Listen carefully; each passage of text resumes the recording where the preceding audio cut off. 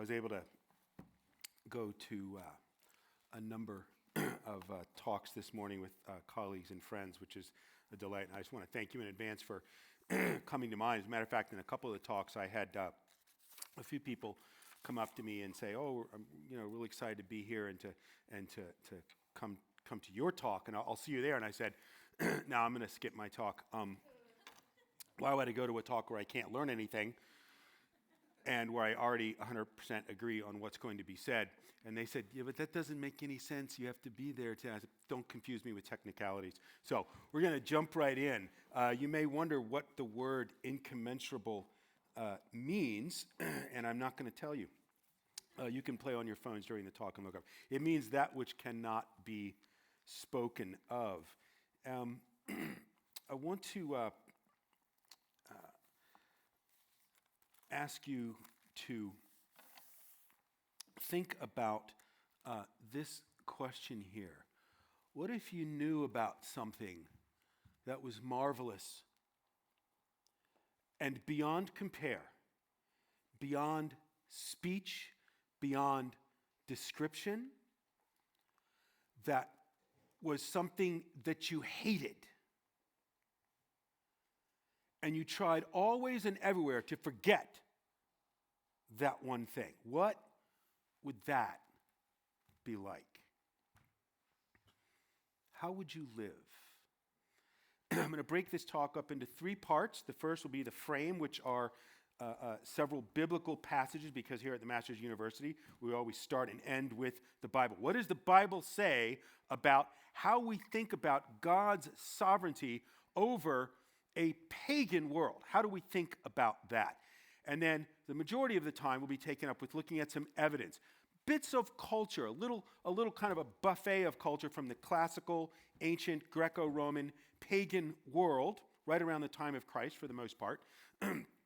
Literary texts, philosophical texts, historical texts, a little bit of visual arts, painting, sculpture, things like that. That's the evidence that I think we can see God's sovereignty superintending even the pagan world.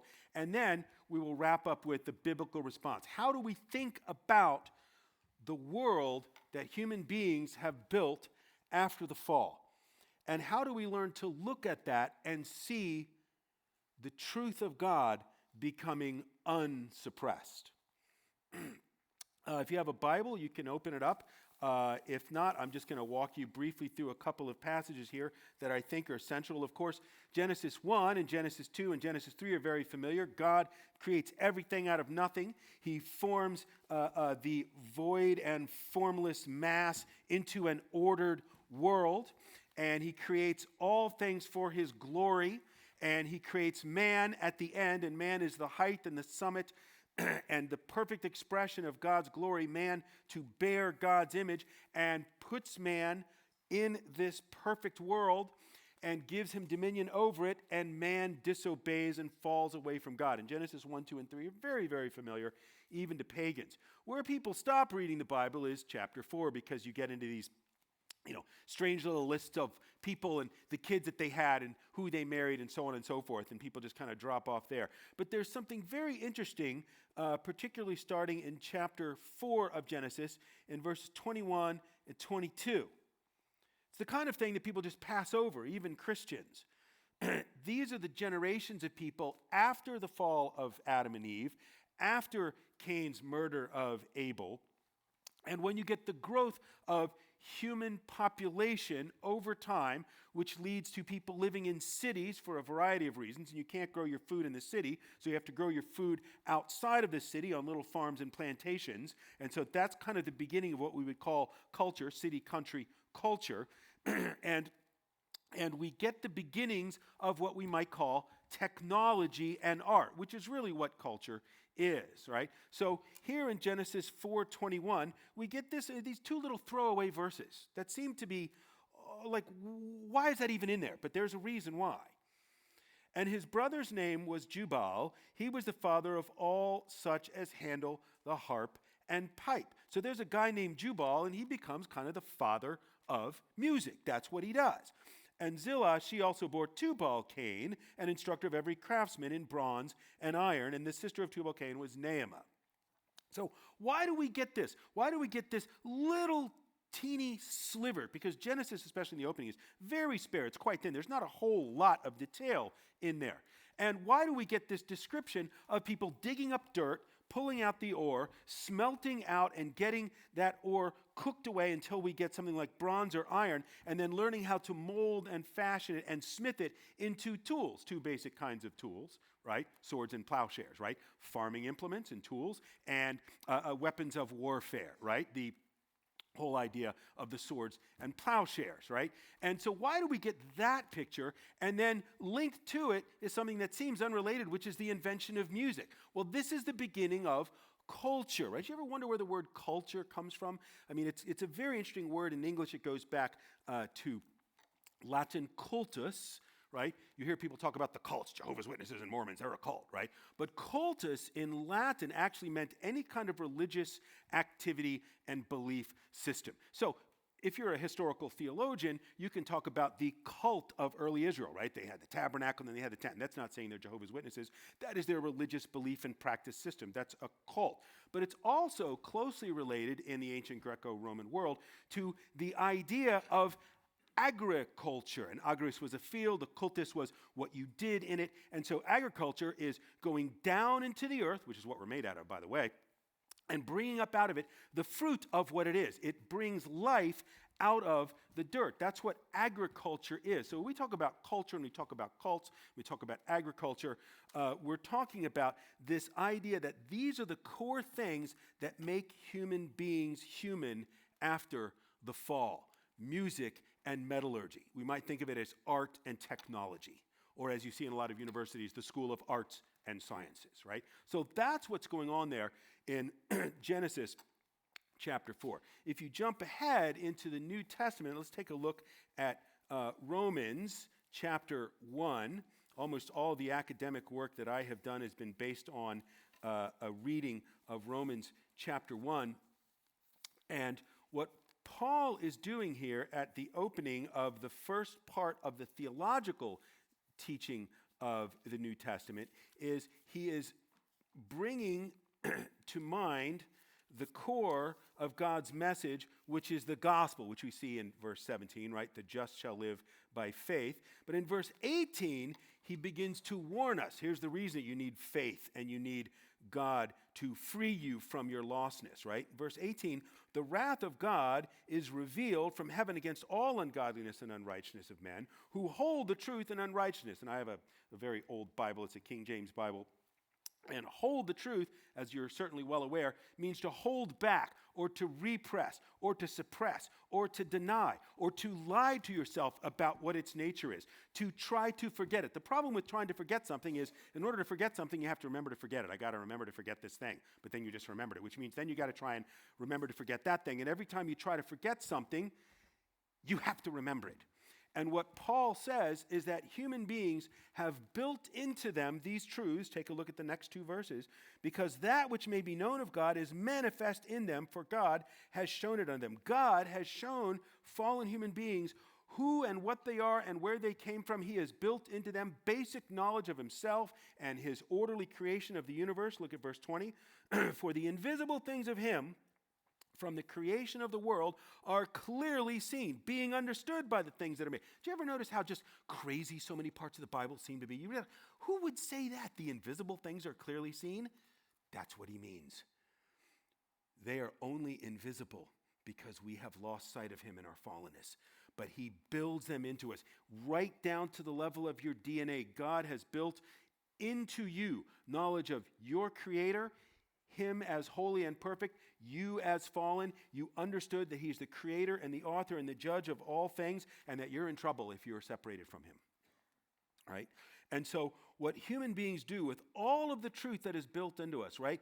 Even though they're clearly seen, they're understood by the things that are made, even his eternal power and Godhead, and it leaves us without excuse. That's what it does. So here's our problem.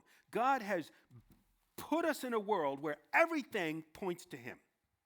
And he has built into us a conscious soul that is absolutely aware of all of the basic core truths of God. But we reject the natural world as evidence of him, and we reject our own nature and the knowledge we have of him built by him into our souls. We reject that and suppress it and suppress it and suppress it and suppress it. And that is why people are so pressured. That's why everyone is almost at the point of exploding. It's the misery of suppressing the truth of even their very own existence and who made them.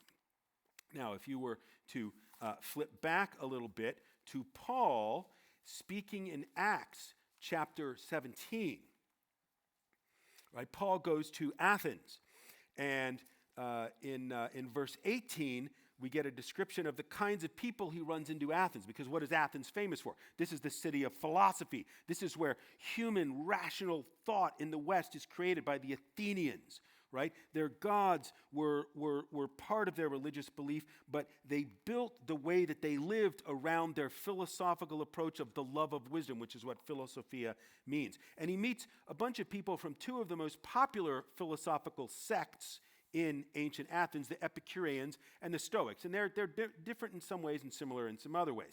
And they're like, this guy's kind of weird. He's kind of a Jewish guy, but he's talking about this guy that came back from the dead. He's interesting. He's a good speaker. Let's take him up to one of our good speaking places. So they take him up to this hill here called Areopagus, the hill of Mars, the hill of the god of war. And let's listen to what he says, because that's what they would hold trials, and they would have debates, and they would run little philosophy classes up there. And it was really beautiful. You had a view of the whole city of philosophy, and that's where you did your philosophy. He said, let's take him up there to Mars Hill. And they bring him up there because in verse 21, all of the Athenians love to hear some new thing. Not like, who's the Kardashian woman dating now? Not that kind of new thing. What they want to hear is some new philosophy, some new system of knowledge, some new kind of understanding. And this is new to them, so they bring him up there. They want to hear some new thing, right? They like philosophical gossip, right? And they bring him up there, and he's passing by all of these little altars. And he says, look, y'all are really religious, as they say where I come from in Appalachia. Y'all are really, really religious. You got statues for this and altars for that and incense and burning and stuff over here and sacrifice. And then you have this other altar, and it says, to the unknown God. Well, guess what? I'm here to tell you about him. I'm glad that you recognize that there is something divine that you don't know. And you don't know it. You just don't know the one that you don't know that you know that you don't know. And I'm here to tell you about him. So they're like, well, this guy's pretty good rhetorically. Let's listen to him. Let's find out who this unknown God is, right? And in verse 27, after telling them a few basic things about how you can find God, in verse 27 he says that, look, God wants you to seek the Lord. If maybe you might be able to feel around after him, right? You got a bag on your head, you're feeling around, you're trying to find him, but you know you can't find him. That's what you got the altar. You want to make sure, if we leave this one God out that we don't know, he's going to be offended. We're going to get hit by a lightning bolt. We don't want that, so let's just give a general unknown God altar. And he's like, but one of the things that's built into you is that you know, and he says it right there at the end of the verse, you know he's not far from you. He is not far from you. This is an amazing thing to say for people who thought homosexuality was preferable to heterosexuality and that their main god Zeus was a complete immoral pervert. He says, God is not far from you. He's not far from any of you. And then he drops the bomb in verse 28, showing that he had what we would now call a classical education. He says, for in him we live and move and have our being, as certain also of your own poets have said, for we are also his offspring. He quotes from memory Cleanthes and Aratus, the hymn to Zeus and the Phenomena, which were well-known classical, philosophical, religious poems from a few centuries earlier that everyone, I know that quote. I've heard that before. I have that one at home, right? Now, he doesn't seem to pull his Penguin classical Greek pagan philosopher poetry book out of his back pocket of his tunic. He knows his culture. He has studied his culture enough that he can actually quote their culture back to them and against them, dismantling their own suppression of the truth. He says, even you pagan poets have truth in there. And he says in verse 29, for as much then, and now we get to the key point, as we are the offspring of God, We ought not to think that the Godhead is like gold or silver or stone or carved by art and man's device. Now, different translations will do that last clause differently, but the word art is translated from techne, where we get the word technology and technique and technical, right? And it's a word that both in its Latin form and its Greek form means to build, to design, to craft, to take material and then apply your mind to it and design it in such a way that it'll do something for you. A shovel, a pick, a BMW. Right? That's what techne is. It's making stuff to do things. And then the other phrase is used in classical Greek philosophy, enthumisios, and it means a desire for something you don't have. And in a lot of the classical pagan writers, it refers to, and they would have recognized this, it refers to a desire for a thing that you don't have, that you used to have, and you know you lost it, but the loss has left you so filled with agony that you would do anything to get it back. It's kind of like losing an ex-girlfriend, right? And so he says, you know you've lost something, you know you need it, but you don't know how to get it back. But you should know that you don't get it by making a thing. And I don't know how people preached without PowerPoint 2,000 years ago, but all Paul had to do was to go like this. Look at the Acropolis. Look at the Parthenon, dedicated to the Parthenos, the Virgin, right? The goddess Athena, the patroness of Athens, the patroness of philosophy, right? For which Athens is named. You know that there's no God in there. You made a nice big statue of her, but you know she's not in there. You got a treasury in there. You got a bunch of guards, but there's no God in there. You know you can't make a thing that is the God. It's the other way around. God made a thing that was you bearing his image.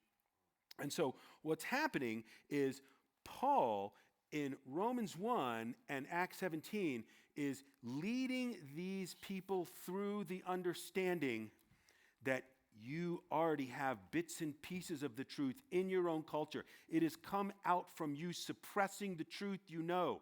But truth is like water. It's incompressible. You can't compress water. You start squeezing that water balloon, it's going to come out somewhere. If you squeeze the truth down far enough, it's going to explode out in some other part of your life.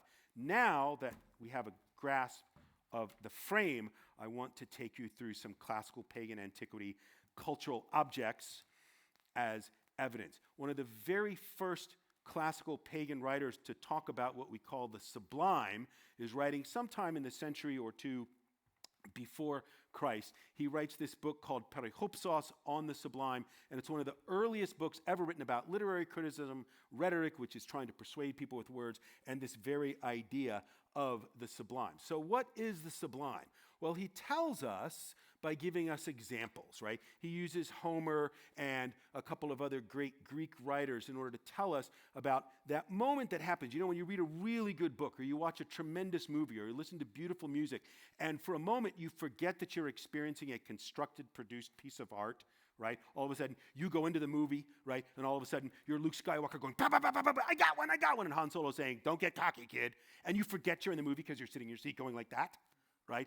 That's a sublime moment. You look ridiculous, but it's actually sublime, right? Or when you read beautiful poetry or you listen to music, you listen to a Dvorak symphony, and it takes you out of your body. It takes you out of yourself. It makes you forget who you are and where you are and what you are.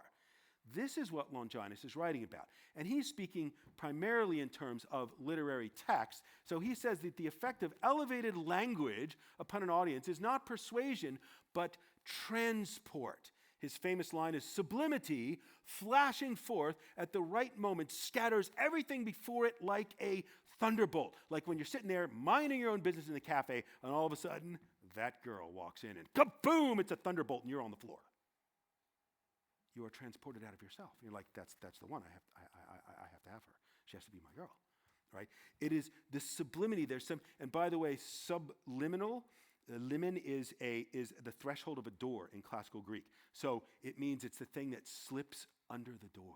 You can lock the door, you can bolt it, you can put chairs and tables, but it's going to come underneath. And it sneaks up on you is what it does, right? And it strikes like a thunderbolt. And he says, that kind of sublime language at once displays the power of the orator in all its plenitude, right? But he gives other examples as well. He says it's not only in the arts, like rhetoric and literature and drama, plays by Sophocles or Shakespeare. We also see the sublime in nature, right? And remember, this is before the time of Christ. This is not a Jew. This is not a Christian. This is not a believer in the one true God of the Bible. This is a pagan philosopher. And he says there's something about nature that takes us out of ourselves, standing at the sea, watching the moon rise up, right? Gazing across the desert, standing up looking at the mountains, or looking down from the top of a mountain.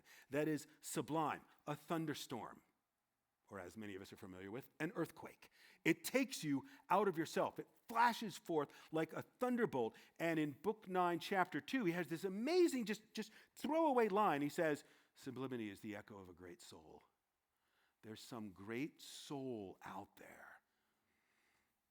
that sends us things in nature, and then sometimes through humans in art, that transports us. And we can never put our finger, we can never quite define what that thing is, but it's like that thunderbolt, that lightning bolt that is gone before you have a chance to process it, right? One of the things that people would see, and you can still see from time to time in a volcanic eruption, is a perfect example of this, the most terrifying thing in the ancient world, a volcanic eruption. Right? One of the most famous things in ancient history, one of the things that people remember. You ask little kids, tell me about the ancient world. Mummies! It's always Egyptian mummies. Or, people being, stuck like that in Pompeii or someplace like that, right? When you have a massive volcanic ash eruption, you will often get a gigantic thunderstorm that's not from the clouds. It's inside of the volcanic ash because of all the electrical activity that's bouncing around in there. And there are descriptions in ancient writers of that as being the most terrifyingly sublime example of the power of the gods. They were terrified of that. Longinus says, and this is amazing, continuing to talk about powerful literary texts, a similar effect was achieved by the lawgiver of the Jews. Remember, this guy's not Christian, he's not Jewish. Who's the lawgiver of the Jews? Moses. This pagan guy, somehow or another, had gotten a hold of a copy of the Pentateuch and read enough of it to be able to quote it. And so he quotes from Genesis, right? No mean genius. This guy, he says Moses was a genius. This is not something that Greeks tended to say about Jews, by the way. For he both understood and gave expression to the power of the divinity as it deserved. When he wrote at the very beginning of his laws, and I quote his words, God said, what was it? Right, he's got a little rhetorical pause there. Let there be light, and there was. Right, let there be earth, and there was. The pagan Longinus says that the opening of the Bible is sublime. It will take you out of yourself. That's a pagan. In very much the same way, using techne, is a Hubble telescope shot, right, from the late 90s when they started looking at what they called the deep field. Oh, we found a little bit of space out there where there's nothing. It's absolutely black. Let's resolve. Zoom in, and see what we can find. Oh, there's a little blur there. There must be a star there. And they kept zooming and resolving and enhancing the image. They're like, no, it's a bunch of stars. They kept going and realized it's not a bunch of stars. It's tens of thousands of galaxies. And we thought it was empty until we looked closer. Not only is that sublime, but when you think about the fact that we know the constant of the speed of light and we have some sense of the distance, you're not just looking at a bunch of galaxies, you're actually looking into the past, some kind of past we can't even begin to imagine. But not only that, God is giving you, quite graciously, the opportunity to see the past as he sees the past and the present and the future, because this is not a flat plane of a bunch of galaxies. Many of them are inconceivably distant from one another, and therefore we are not just looking into the past, we are looking into the pasts, plural, as God does. That is sublime. The heavens declare the glory of God, right?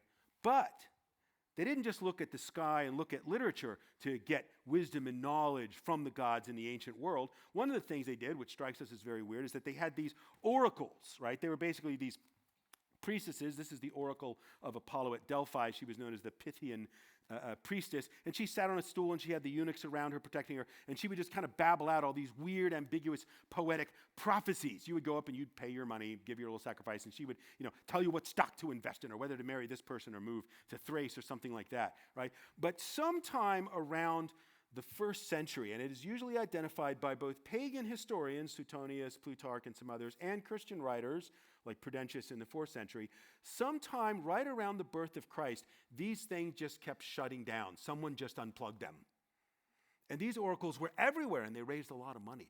But after a while, they just stopped talking, probably because the true oracle had arrived, right? And the lying, demonic, pagan oracles were just running away. And then the last thing that the Pythian priestess was recorded to have said was, "Tell the king the fair wrought hall is fallen. No longer has Apollo a hut, nor a prophetic laurel. The water has dried up. The voice is stilled." And the greatest of all the ancient pagan oracles just went out of business. He just hung a sign, "Out of business," right? Because now, of course, the word of God himself is there, right?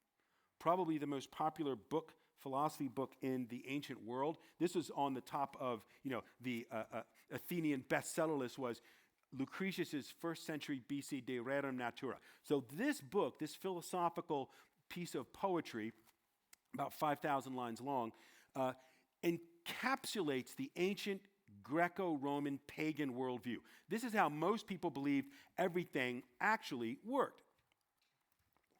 And to boil the argument down, it is an anti-theism argument. We don't believe in these pagan gods. There's no Zeus, there's no Hera, there's no Mars, there's no Athena, there's no Bacchus. They're not real. We know they're not real. All we know is what we know in our senses. They get this from Aristotle, right? And they say all there is, Lucretius is getting his ideas from Democritus, who gets his ideas from Leucippus, who is a couple of centuries earlier, and they say all that we can imagine is really real is the stuff and the space where it moves around. What Lucretius calls atoms, which means uncuttable in Greek, anatom, it cannot be cut, and the space for it to move around. And the atoms are all moving around, right? And they move around like this and like that, and then some of them clump together, and then those clumps clump with other clumps, and before long, all of a sudden, you have Britney Spears. Ba-doing.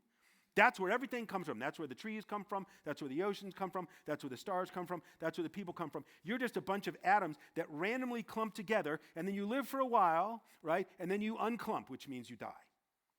In other words, it's a fully materialistic understanding of how the world works. And another major part of his argument is that these atoms have always existed. They were not created because that would require a god.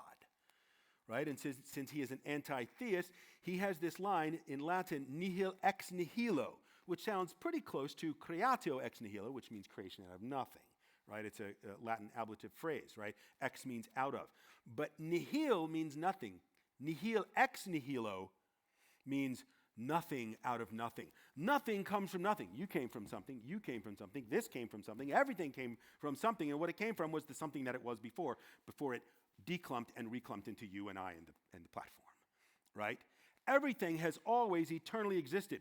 And what we see as change is really kind of an illusion. It's just clumping and unclumping.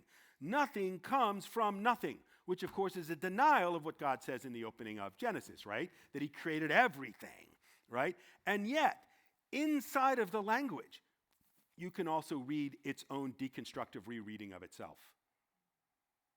Because we all know, nothing can come from nothing. That's impossible. That's also Genesis 1. It isn't possible for anything to come from nothing unless there's a God who creates out of nothing, right? And, there's thousands of lines like that in De Rerum Natura where he denies and suppresses the truth, but the truth always comes back and knocks him down. That book was lost and suppressed for many, many centuries. It was actually rediscovered in the Renaissance by Poggio Bracciolini in about 1443, 1444, found in a German monastery. And it was so radical, it was actually very dangerous to publish it at that time because the Catholic Church wanted no one to read anything so dangerously anti-theistic. In a similar kind of way, right in the same period, the other super bestseller in ancient Rome was Virgil's Aeneid, right, which is an attempt to imitate both both the Iliad and the Odyssey of Homer, and to retell this mythical founding of Rome at the height of the Augustan Empire, right? This is right before the birth of Christ. Caesar Augustus is on the throne. Virgil was already a famous poet. While he's composing this mythological origin of Rome epic poem, Caesar Augustus invites Virgil to come to court with all the leading Roman patricians and listen to him reading the newly composed books of the Aeneid, right? We have that written down in Suetonius and some other Roman historians, right?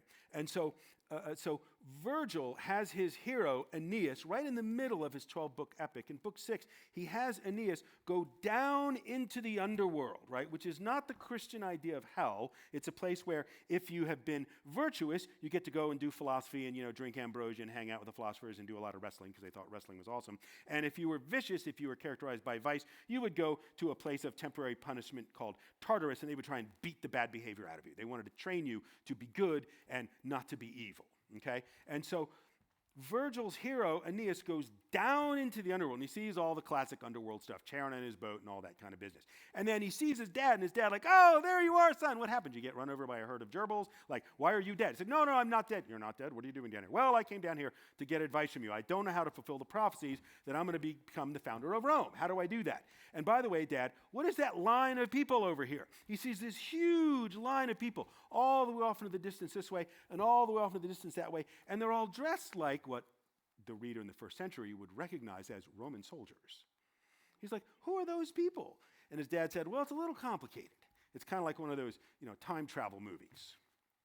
Like, Back to the Future. I mean, he didn't say that because it was the first century, but you get the idea, right? Okay. And so what happens is, Anchises explains to his son Aeneas, those people from here on back, right, those are your ancestors, ancient Trojans, and they are waiting for the new body that they are owed. Right? The Romans and the Greeks actually believed in reincarnation. For 1,000 years, you would go into the underworld, and if you were vicious, you would have that beaten out of you in Tartarus. And if you were virtuous, you would be rewarded by that. But after a cycle of time in the underworld, you would get in line to go back and be reborn into human form. Now, imagine a world without modern medicine. We've only had it for about 100 years. There's no antibiotics. There's no real analgesic except alcohol, and very much of that's going to have a negative effect, right? Yeah. Imagine a world where most people don't even make it to 40, where most women die after they've given birth 2 or 3 times, where most men die horribly in battle or of disease or starvation, right? You get a little cut, a little scratch, you get an infection, and you're dead. If you were living with the philosophers down in the Elysian fields, down in the underworld, who, drinking ambrosia all day, who in their right mind would want to go back and be reborn into a pain-filled human body? And so on your way out, they would have you stop at this river called Lethe. There were 5 rivers in the classical underworld. The one that's best known is Styx, really good band from the 80s. They're still around, believe it or not, right? Styx, Acosatus, Phlegethon, Acheron, they all had their little different things that they could do to you or for you.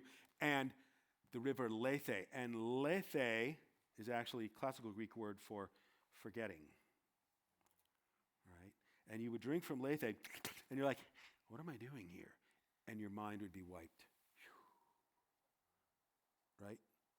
Your hard disk is just, even the basic operating system is just basically scrubbed right down.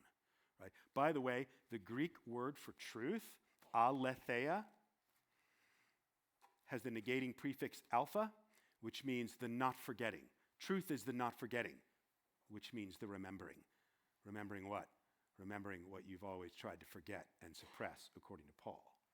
Right? And so what happens is, he sees these people, and they drink from the river Lethe, and he's like, are you saying that I was reincarnated, Dad? And his dad is like, of course you were. Of course you came through. He said, well, how come I don't remember that? Because you drank from the river. That's why he'd asked me what the river was. You drank from it, and you forgot you drank from it. You have, in a certain mythological sense, suppressed the truth. And it turns out that once those people are going to be reborn in the future, they will become the Romans. In other words, the line of people you're looking at are both your ancestors and your descendants. It's your archaeology and your eschatology, your past and your future. Right? The reason that passage is so interesting is that it represents, just like in a different way, Lucretius' De Rerum Natura, and in another way, a more similar way, Cicero's De Senectute, the idea of what a human being is, right? When the great Roman rhetorician and philosopher Marcus Tullius Cicero, or for the Latin fanatics, Cicero, right? When he was quite aged, he kind of retired to one of his villas. He was very famous. He was very beloved by most people, hated by a lot of others in ancient, late Republican Rome. And he sits down, and one of the many books on philosophy he writes is called De Senectute, on old age. And it really, we would understand it as on why you don't need to be afraid to age, which in the ancient world, now it's going to be even more painful, right? But he says, aging is actually glorious. If you make it to old age, you should be, if you are virtuous, you should be surrounded by at least a few family members that love you and friends that love you. And you should have a lifetime of memories that will keep you company and comfort you as you prepare to leave this world. And at one point in this book, Cicero mentions this idea from Plato and also from Virgil, who's writing about the same time, this idea that all of us, when we're born as an infant, we don't know anything yet. And yet we do. His example is when you teach children basic math and geometry and how to wrestle and how to sing, they seem to learn things so quickly. This is why primary school is so exciting, because it's like a new lesson every day and they learn more and more and more. You start teaching a little kid to talk, right? And it's 2 words on the first day and 5 on the next day. And before long, it's like, where did you learn how to say the word acupuncture? You're 2. Where did you get that? And they're sponges and they absorb and they absorb. But Cicero and Plato and Virgil are saying there are knowledges in you that are buried deeply. Even if you drank from Lethe, they have become habitual. And one of those things is you know you're divine, and you're divinely produced because you know there's a God, but he's the Greeks' unknown God. You just don't know who he is. And Cicero writes that near the end of his life. Now let's switch to something else. Let's take a look at a piece of visual art, going back to my volcano visual trope here, right? This is from the wall of a medium-sized Roman house in one of the little sub-villages of Pompeii out near Herculaneum, which in AD 79 was destroyed by the Vesuvian disaster, right? And it's almost life-size. It's actually about 12 feet across and about 3.5 feet high. It's a fresco, so it was painted on plaster. That's why a lot of it is degraded and kind of come off over the years. This was fairly recently uncovered by archaeologists. The Romans loved to decorate their walls with fresco wall painting. It was very, very common. If you had a little bit of extra money, you painted your walls. And they would paint natural scenes. They would paint scenes from mythology. They would paint scenes from history. They would make things up, right? And you would hire someone to paint the scene. So this is an interesting scene. The kind of far right third is kind of empty space, negative space. You can tell it's a Mediterranean scene because they've got a big shade structure. The sun is very intense in the Mediterranean. So we're going to zoom in just a little bit. So let's take a look at the far right here, okay? So on the right, we've got a raised dais, kind of like this. And then we've got 3 figures sitting up here. Everyone else pretty much is standing. And in the center, these are all older guys. And the central guy has got a beard and a bunch of white hair, and he's holding a staff, and he's leaning forward like this, okay?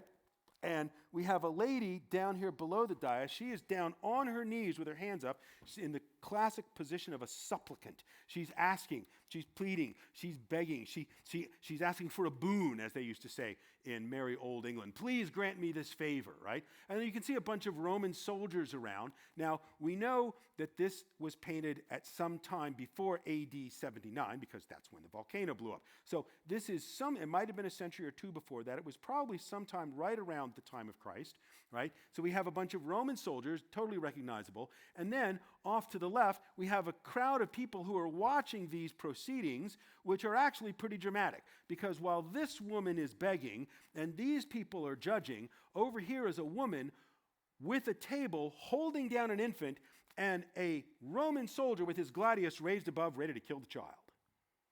That's pretty dramatic. And these guys are over here. You got this guy talking, hey, come on. You can tell he's Italian. How do you get an Italian to shut up?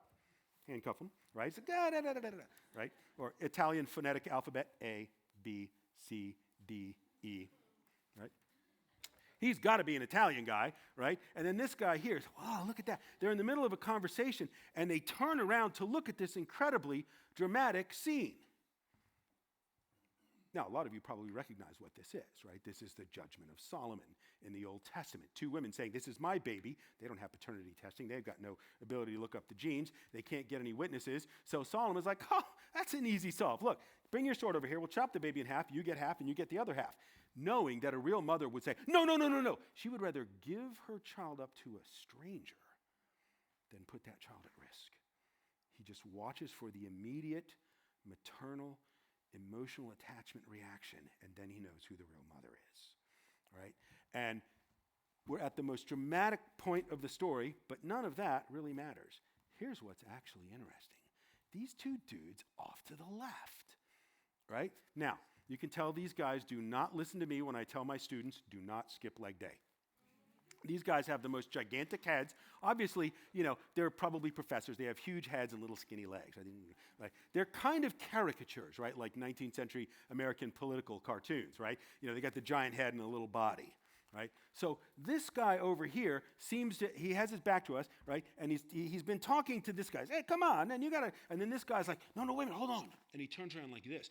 And they're both now looking off to this dramatic scene. Why? The more interesting question is, whose house was this? Was this a Jew's house? Maybe a rabbi's house? There were Jews everywhere after the diaspora, right? There were rabbis. There were all kinds of people around who were Jewish or who had heard Jewish stories. We already saw how Longinus could quote Moses approvingly, right? Even though he's not a believer, right? Or maybe it was painted in AD 70. Right? Just as the New Testament is being composed and they're moving towards finishing the composition of the New Testament. It was a Christian who wanted an Old Testament story painted on the wall. Or maybe it was just some Roman pagan who said, paint a cool scene on the wall. And maybe the painter was a Christian or a Jew or a Jewish Christian. Or we don't know. We have no idea. We don't know whose house this was. And no one would sign these paintings. We have no context for the painting except this. Everyone with even a low level of cultural training, education, or acculturation in first century Roman culture, and this is in Naples, right? This is just south of Rome. Everyone would have recognized those two characters because an iconology of these two famous people would be visually recognized instantly, right? If you walk into someone's house and you don't know them, but you see a framed painting of a guy in a linen robe and he's carrying a sheep and he's got a beard and brown hair, like, oh, that's Jesus. You don't go, oh, I love the Beatles, Paul McCartney, this is great. No one does that, right? No one sees a nice medieval Catholic painting of Mary and say, oh, Lady Gaga, I didn't know she was that old, right? No one does that. There's an iconography of Mary and of Jesus, right? If you see a guy tied to a post and he's shot with arrows and you took an art history class, you know that that's St. Sebastian, right? And anyone who saw these figures would recognize the iconography. It would be unmistakable that the two guys on the left who are watching this are not just people hanging around the marketplace watching a judge do his work. The guy on the left is Plato. Plato had been painted and sculpted repeatedly. He famously had a huge, broad forehead and a big squash nose and was kind of famously ugly, even like his teacher, Socrates. And then to our right of him, everyone would have recognized the incredibly handsome Aristotle, tall, broad-shouldered, big shock of hair, full beard, furrowed brow, often painted going like that and thinking. Everyone would have walked into that room and seen the height of pagan Greco-Roman philosophy, looking at the wisdom of God through Solomon with silent astonishment. The painting is a theological argument for the wisdom of God in a pagan culture. Another guy, Pliny, who was sitting on the porch one day, right? He was wrapping up his 37-volume natural history, which is basically the history of all knowledge up until ancient Roman times. And he looks across the Bay of Naples, and he's like, oh, look, Vesuvius is finally blowing its top. He gets into the boat with some friends. He's like, I'm going to rescue some family members over there in Pompeii, but I think I'm going to walk up to the volcano and check it out. Of course, that's why there isn't 38 books, because you don't row towards a volcano. He's eventually overcome by the gases and dies. But Pliny's natural history was one of the most read books in the ancient world, one of the most copied manuscripts of the Middle Ages, and one of the most printed books in the age of printing, starting in about the 1480s or so. Everybody read Pliny. Everybody read Pliny. Everything in that culture, the ancient Greco-Roman culture, Pliny tried to boil it down. I've read 20 pages in Pliny about how to get different flavored honey. You want bitter honey, you want sweet honey, you want salted honey, you want honey that smells a little bit like fish. You just put your hives in those areas and the pollen will pick that up. That's just 20 pages on honey. It's thousands and thousands and thousands of pages of Roman history, Greek history, philosophy, how do trees grow, how do we get charcoal, and so on and so forth. And what I want to look at is a passage here in Book 2, where he says this: the world, and whatever that be which otherwise call the heavens, by the vault of which all things are enclosed, we must conceive to be a deity, to be eternal, without bounds, neither created nor subject at any time to destruction. The universe is a God, or at least divine. To inquire what is beyond it is no concern of man, nor can the human mind form any conjecture respecting it. It is sacred, eternal, without bounds, all in all. Everything that you see in the physical world, that's all there is, and it's actually divine. Indeed, including everything in itself. There is nothing that is not in the world that we know, and everything that we know is in the world that we know, and that's it, and it's divine. It is the work of nature, and itself constitutes nature. Where did it come from? It made itself. It is madness, perfect madness, to go out of this world, what we can see with our senses, and to search for what is beyond it. In other words, don't ask questions about the divine.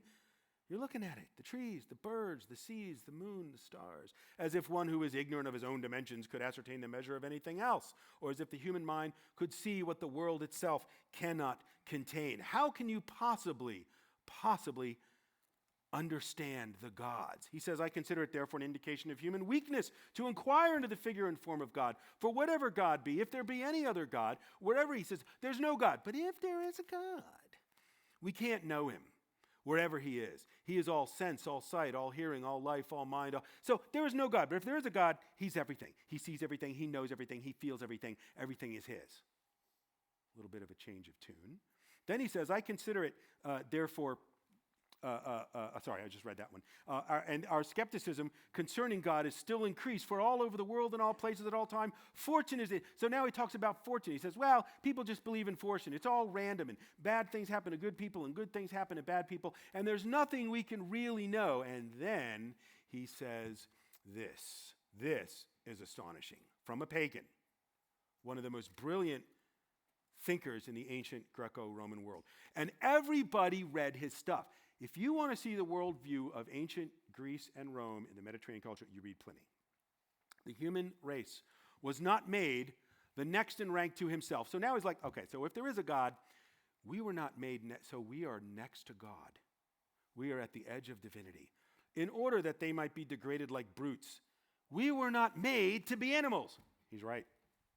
He's right. We were not made to be animals, right? Indeed, this constitutes that great comfort in this imperfect state of man. He knows we've got problems. That even, now watch this, even the deity, right? We're limited. And in a similar way, even the deity cannot do everything. Now, the ancient philosophy that was most prevalent was called Stoicism, a recognition that you live in a world of pain. Your body and your mind is filled with pain. Your emotions are filled with pain, and then you die.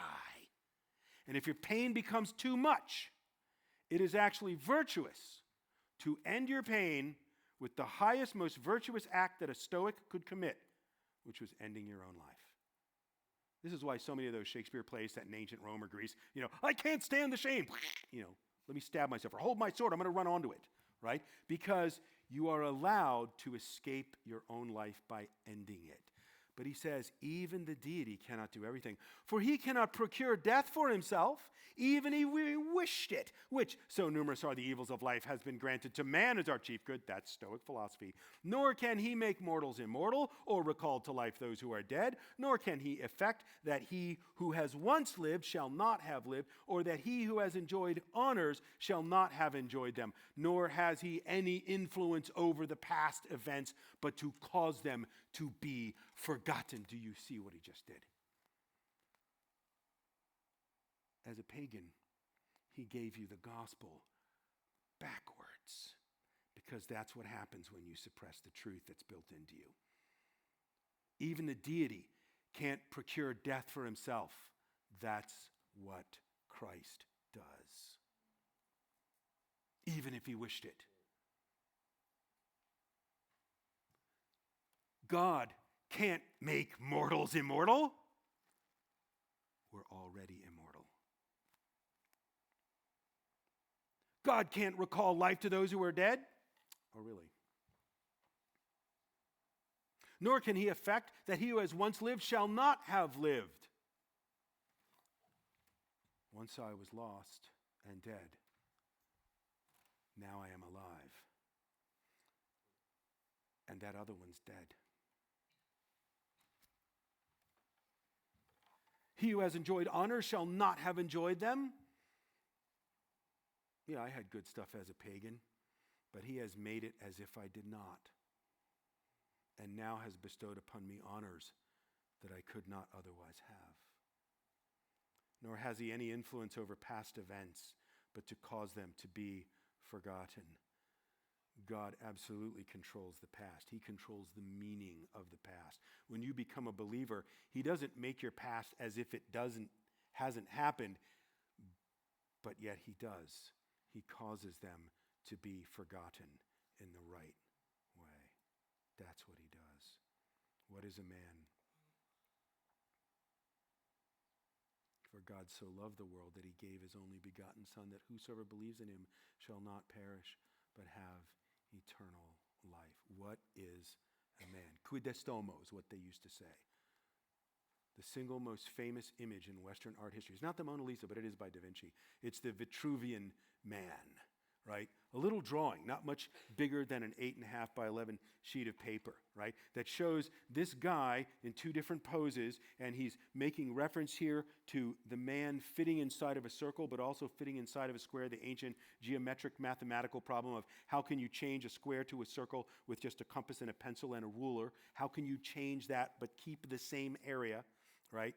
And the idea is man is this perfect design, right? And in his backwards Italian at the top, he writes this, and he basically says, 4 fingers make a palm, 4 palms make a foot, 6 palms make a cubit, 4 cubits make a man, 4 cubits make a footstep, 24 palms make a man, and these measures are in his buildings. Who's the his? Why is he called Vitruvian man, l'uomo vitruviano, right? Because, well, you see, it's become so common that now we have, Husky Man, right? We have Wookiee Man, right? The Vitruvian Wookiee, right? And then we even have Vitruvian rock and roll man, right? Okay. Even the EVA, the astronauts that do extravehicular activity and go out into space, this is their patch. Because man is perfectly designed. Why is he called Vitruvian man? Because Leonardo gets his inspiration from Vitruvius' 10 books of architecture, again, right at the time of Christ. And Vitruvius says architects should be educated. And he goes through all these things. They have to be philosophers. They have to know medicine. They have to know all about law. Because if you are going to make a building, the building is for man, right? The human goes into the building. That's the point of architecture. And in book 3, he says this: in a temple there ought to be harmony in the symmetrical relations of the different parts. And he goes into all the detail. He says, just like the human body, the temple should be perfect, symmetrical, proportional, beautiful. And what goes into the temple? The God for the pagans. Da Vinci takes that idea, building off of Vitruvius, who says the temple has to be perfect like the body. Leonardo says, 1,500 years later, the human form is in fact a temple, designed to be perfect and inhabited by God. This is why Da Vinci rightly said, Il disegno è tutto. Design is everything. And when you look at the human body, and you look at everything else in God's created order, and then you look at all the pagan works in arts, literature, rhetoric, and philosophy, everywhere, you see the designing figure of God. As hard as we try to suppress the truth, it always comes back. Amen? Thank you.